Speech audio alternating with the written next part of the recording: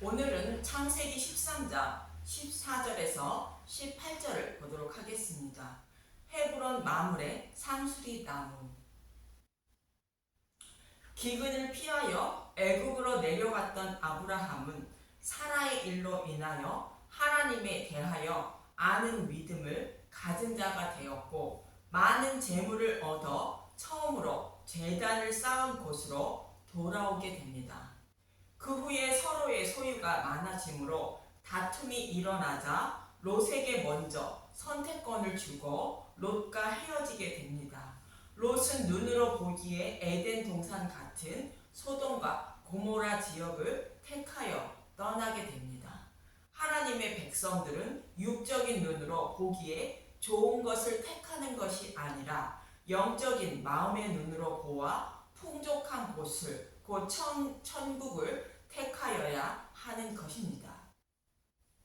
그런데 롯은 육적인 눈으로 보기에 풍요로운 곳을 택하여 떠나게 되지만, 반대로 아브라함은 마음의 눈으로 보기에 풍요로운 곳 천국을 떠나지 않는 것입니다. 이 모습은 아브라함이 애굽에 내려가 광야 훈련을 통하여 마음의 눈을 뜨게 된 것으로 믿음의 용사가 되었다는 것입니다.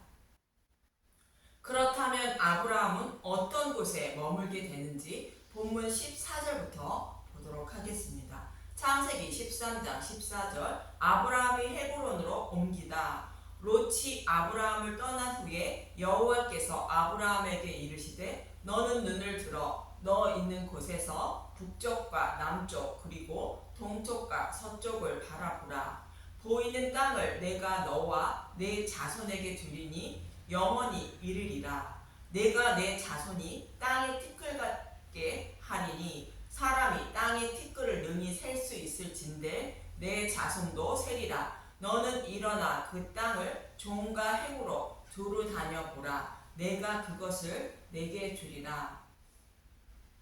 하나님은 창세기 12장에서 아브라함을 부르실 때에 아브라함의 자손이 큰 민족을 이루게 하신다고 약속하셨고, 아브라함이 세겜 땅 모래 상수리 나무 아래에 도착하자 이 땅을 내 자손에게 주신다고 약속하셨습니다. 그리고 애굽에서 돌아와 롯이 떠난 후에는 하나님이 다시 약속을 하시는데 12장과 동일하게 자손 약속과 땅 약속을 하십니다. 이 약속의 말씀은 12장에서 하신 약속의 말씀을 좀 더 자세하게 말씀하시는 것입니다. 자손 약속은 12장에서는 큰 민족을 이루신다고 말씀하셨는데, 본문은 땅의 티끌같이 많게 하신다고 말하고 있고, 땅 약속은 12장에서는 이 땅을 내 자손에게 주신다고 말씀하셨는데, 13장에서는 동서남북 보이는 땅을 다 주신다고 말씀하십니다. 그리고 본문에는 너와 내 자손에게 주신다는 것으로 아브라함과 그의 자손들에게 주신다는 것입니다. 그런데 하나님은 아브라함에게 발 붙일 땅도 주지 않으셨다고 성경은 말합니다. 사도행전 7장 4절에서 5절을 보면, 사도행전 7장 4절. 아브라함이 갈대아 사람의 땅을 떠나 하란에 거하다가 그의 아버지가 죽음에 하나님이 그를 거기서 너희 지금 사는 이 땅으로 옮기셨느니라. 그러나 여기서 발 붙일 만한 땅도 유업으로 주지 아니하시고, 다만 이 땅을 아직 자식도 없는 그와 그의 후손에게 소유로 주신다고 약속하셨으며, 하나님이 아브라함에게 발 붙일 만한 땅도 유업으로 주지 아니했다는 말씀인데, 하나님이 거짓말을 하는 것이 아니라 본문 15절에 너와는 아브라함의 후손으로 오실 예수님을 말합니다. 내 자손은 예수님을 믿는 하나님 자녀들을 말하는 것으로 그들을 땅의 티끌같이 많게 하신다는 것입니다. 그래서 그들에게 약속의 땅인 하나님 나라를 기업으로 주신다고 말씀하시는 것이므로, 발 붙일 만한 땅도 유업으로 주지 않으시고 하나님 나라를, 곧 천국을 기업으로 주신 것입니다. 이처럼 아브라함은 자손 약속과 땅 약속을 하신 여호와 하나님 말씀만 믿고 그 약속의 말씀을 이루어 주실 것을 믿고 소망하며 살았던 것으로 롯과 다르게 육적인 눈이 아닌 마음의 눈으로 천국을 바라보며 하나님 나라를 떠나지 않았던 것입니다. 본문 18절을 보면 창세기 13장 18절 이에 아브라함이 장막을 옮겨 헤브론에 있는 마므레 상수리 숲을에 이르러 거주하며 거기서 여호와를 위하여 제단을 쌓았더라. 아브라함은 가나안 땅에 들어왔을 때와 애굽에서 돌아왔을 때에도 세겜 땅 모래 상수리 나무가 있는 곳에서 제단을 쌓게 됩니다. 그런데 롯이 떠나고 하나님이 자손 약속과 땅 약속을 하신 후에는 헤브론에 있는 마므레 상수리 숲을에 이르러 거주하며 거기서 여호와를 위하여 제단을 쌓았다고 말합니다. 그럼 아브라함이 헤브론에 있는 마므레 상수리 숲을에서 제단을 쌓았다는 의미를 알아봅니다. 먼저 아브라함이 가나안 땅에 들어와 제단을 쌓은 곳엔 세겜 땅 모래 상수리 나무의 모래는 히브리어로 궁술과 교사, 가르침의 뜻으로 교사와 같이 가르치는 것을 말하며 세겜은 히브리어로 어깨 사이의 목 부분을 말하는데 짐을 지는 곳을 의미하는 것으로 일을 하는 소로 말하면 멍에를 매는 곳을 말합니다. 그런데 아브라함이 세겜 땅에 이를 때에 하나님은 내 자손이 큰 민족을 이루게 하고 이 땅을 내 자손에게 주신다고 약속하셨고 이 약속의 말씀을 듣고 아브라함이 제단을 쌓았다는 것은 그 약속의 말씀을 반드시 이루어 달라는 뜻입니다.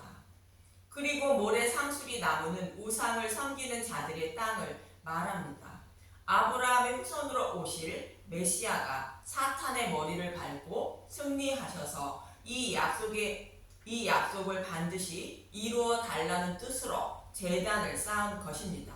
그래서 세겜의 의미는 약속의 말씀대로 사탄의 머리를 밟으시기 위하여 예수님이 십자가를 지고 고난을 받으실 것을 말하고 또 그것을 가르쳐 주신다는 것이 세겜의 의미입니다. 이 말씀이 아브라함이 세겜 땅 모래 상수리 나무가 있는 곳에서 제단을 쌓았다는 의미입니다.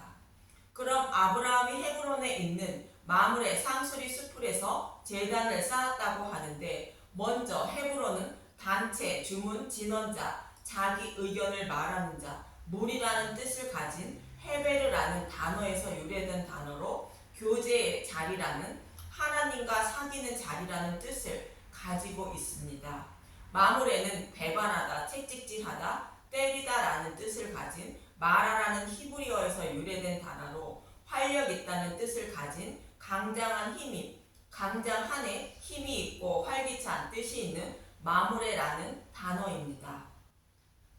그래서 아브라함이 헤브론에 있는 마므레 상수리 숲을에 거주하며 여호와를 위하여 제단을 쌓았다는 것은 아브라함이 하나님의 인도하심과 가르침을 받으며 하나님과 교제하며 살았다는 의미입니다. 또 제단을 쌓았다는 것은 그 약속의 말씀을 이루시는 것을 볼 수 있도록 인도해 달라는 의미인 것입니다. 여호와 하나님이 약속하신 말씀을 이루어 주셔서 천하 만민이 구원을 받아 하나님 나라를 기업으로 받을 것을 반드시 보게 해달라는 뜻입니다. 그래서 아브라함은 헤브론을 떠나지 않고 살았던 것이며 아내 사라가 죽자 막벨라 굴을 사서 매장지로 삼았던 것입니다.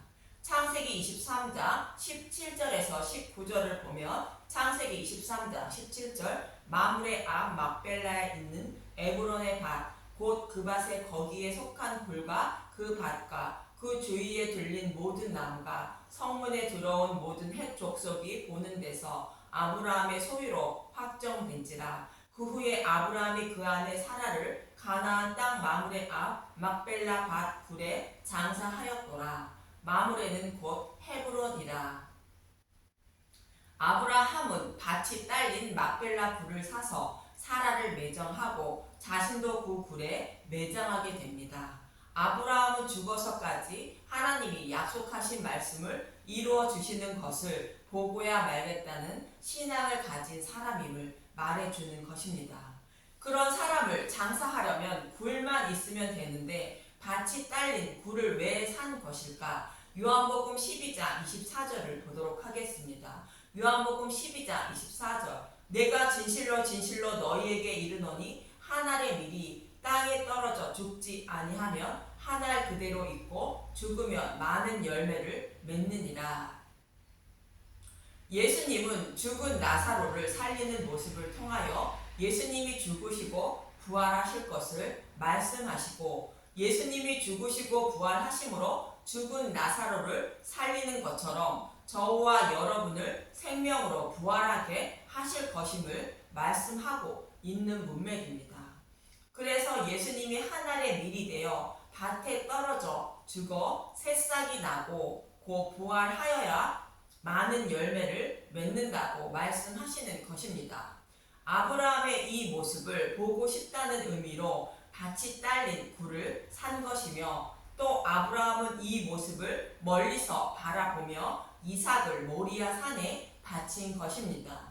창세기 22장 3절에서 4절을 보면 창세기 22장 3절 아브라함이 아침에 일찍이 일어나 나귀의 안장을 지우고 두 종과 그의 아들 이삭을 데리고 번저에 쓸 나무를 쪼개어 가지고 떠나 하나님이 자기에게 일러 주신 곳으로 가더니 제3일에 아브라함이 눈을 들어 그것을 멀리 바라본지라.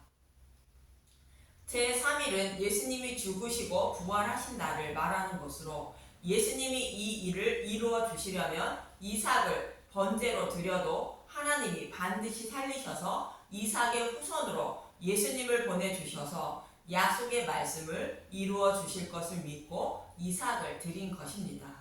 이 말씀이 눈을 들어 그것을 멀리 바라봤다는 뜻입니다.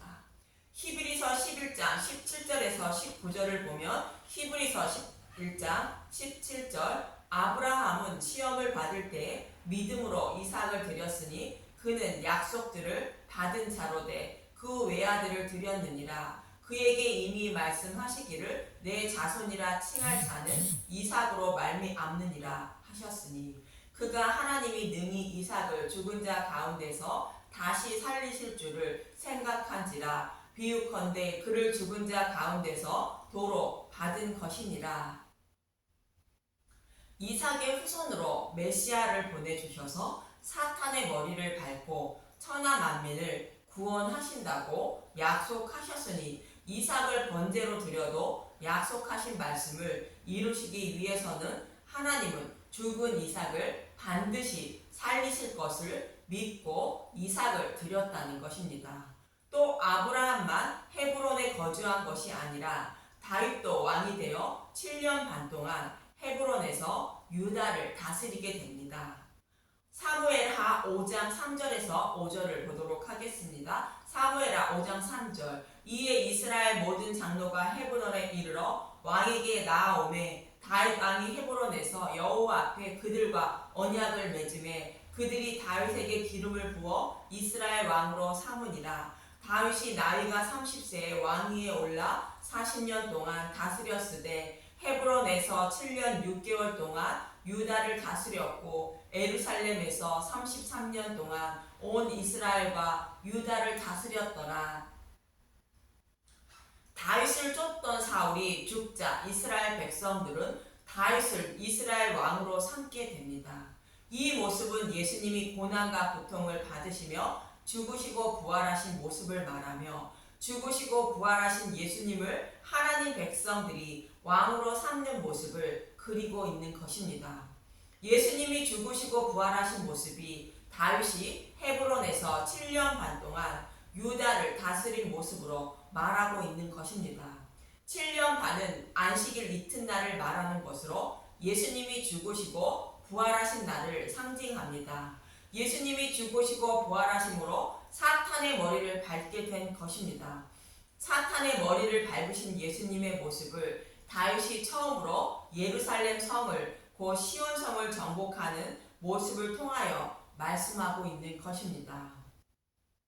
이어지는 사무엘하 5장에서 5장 6절에서 7절을 보면 사무엘하 5장 6절 다윗이 시온성을 빼앗아 성을 둘러쌌다. 왕과 그의 부하들이 예루살렘으로 가서 그 땅 주민 여부스 사람을 치려 하매 그 사람들이 다윗에게 이르되 내가 결코 이리로 들어오지 못하리라. 맹인과 다리 저는 자라도 너를 물리치리라 하니 그들 생각에는 다윗이 이리로 들어오지 못하리라 함이라.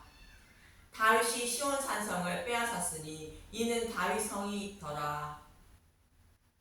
시온 성인 예루살렘 성은 여호수아가 이스라엘 백성들에게 기업을 나누어 줄 때 여부스 족속이 거주하였는데 다윗이 정복할 때까지 그 땅을 완전히 정복하지 못했던 것입니다.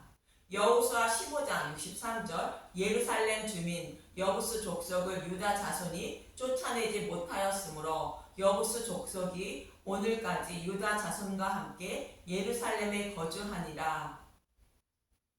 이 말씀의 의미는 예수님이 죽으시고 부활하셔야 사탄의 머리를 밟고 하나님 나라를 세우게 됨을 말하고 있는 것으로 죽으시고 부활하신 예수님을 예표하는 다윗이 왕이 됨으로 여부스 족속을 물리치고 시온 성인 예루살렘 성을 정복하는 것입니다. 이처럼 아브라함이 헤브론에 거주했으며 밭이 딸린 막벨라 굴을 사서 무덤으로 삼았다는 것은 자신의 후손으로 오실 예수님이 죽으시고 부활하심으로 땅의 모든 족속을 구원하실 것을 소망하며 살았다는 의미를 담고 있는 것이며 또 다윗이 예루살렘 성을 정복하는 것과 같이 아브라함의 소망대로 예수님이 죽으시고 부활하심으로 사탄의 머리를 밟고 믿음의 백성들에게 기업으로 주실 영적인 예루살렘을 정복했다는 말씀이 다윗이 예루살렘 성을 정복하는 내용인 것입니다. 이처럼 아브라함은 롯과 다르게 여호와 하나님이 약속하신 말씀을 반드시 이루어 주실 것을 소망하며 살아가는 믿음의 사람이었던 것입니다. 저와 여러분도 여호와 하나님이 약속하신 약속의 말씀을 반드시 이루어 주실 것을 믿고 소망하며 살아가시길 바라며 또 육적인 눈이 아닌 영적인 마음의 눈으로 천국을 바라보고 천국을 떠나지 않는 저와 여러분이 되시길 소망하며 기도합니다. 감사합니다.